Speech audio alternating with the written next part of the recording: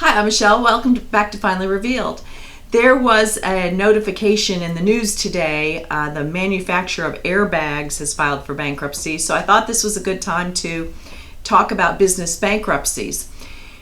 Business bankruptcies are in the news. They're in the news because of President Trump and some of his past business dealings. They're in the news following the Enron debacle years ago. Hostess Foods and the Twinkie cases were news for a couple of years, and now this airbag company. It can be confusing, especially for small business people, if it's a mom and pop company or a single owner or something, and they fall on hard times or lose their biggest source of revenue, or have or mismanagement or an embezzler, and their business fails. That can be confused with some of these bigger companies using bankruptcy.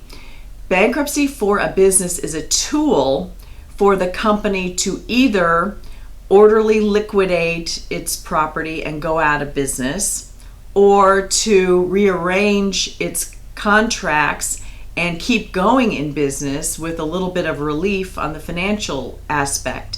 But one thing that is different from an individual filing bankruptcy and a business filing bankruptcy, the individual gets the fresh start. The individual, if they follow along in the rules on the particular chapter that they file, and I'll put the link below on the basics of the individual bankruptcy.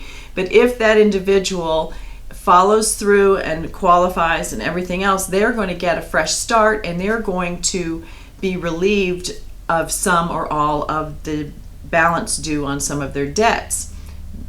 But the business is not.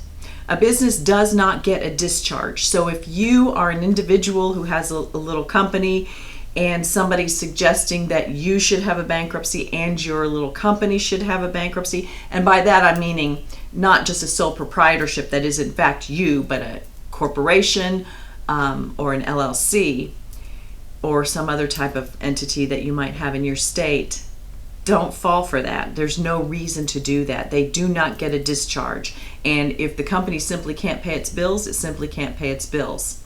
Now there are ramifications for taxes that are due that might come back to the individual, but the company is just going to be gone. You're just going to close it up and there's nothing left. So there's no point in it. For the bigger companies, they can get relief and push back on creditors a little bit and get some time to either sell certain assets that will then help them rebound financially, or all of the assets in an orderly liquidation versus creditors coming and taking pieces apart. And then the other side is if they want to propose a plan to modify contract rights, modify their borrowing, modify their pensions.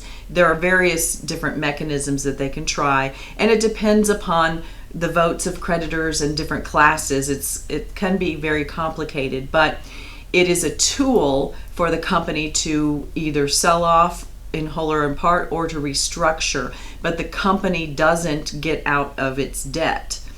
It doesn't get a discharge, so it's used as a business tool. So in that way, it's different than when an individual files. So I hope this was helpful to you. If you have any questions, leave them down below. Give me a thumbs up if this did help. Share it with someone who might need it, and come back and see me again. Thanks for watching.